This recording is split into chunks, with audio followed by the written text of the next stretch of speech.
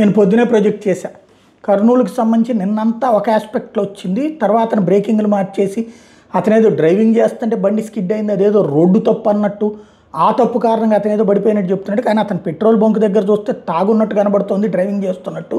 దాన్ని ఎందుకు హైడ్ చేస్తున్నారు మీడియా? ఇక మన నీచ మీడియా అయితే, నీచాతి నీచ మీడియా అయితే అసలు ఆ ప్రస్తావనే లేకుండా అదేదో బైక్ ప్రమాదం తరహాలో బిల్డప్ చేసుకొచ్చింది.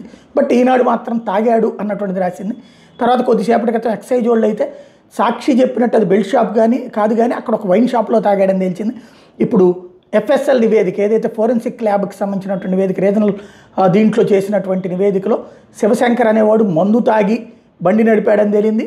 ఆ మందు తాగినటువంటి మత్తులోనే రోడ్డు యాక్సిడెంట్ చేశాడని తేలింది. కర్నూలు బస్సు ప్రమాదం మీదన ఎస్పీ కార్యాలయం ఈ కీలకమైనటువంటి ప్రకటన చేసింది. తద్వారా ఉలిందకొండ మండలం చిన్నటేకూరు దగ్గర ఈ దారుణం చోటు చేసుకుంది. అంటే మందు తాగాడు వాడు. బైక్ ప్రమాదంలో శివశంకర్ అనే వ్యక్తి మృతి చెందాడు. ఈ చనిపోయినటువంటి శివశంకర్ అనేటటువంటి వ్యక్తికి సంబంధించి ఆర్ఎస్ఎఫ్ఎల్ నివేదిక ఇచ్చింది. దాని ప్రకారం మద్యం మత్తులో అతను డ్రైవ్ చేయడం వల్లనే మద్యం సేవించి ఉన్నాడు చనిపోయిన సమయానికి అని తెలియదు.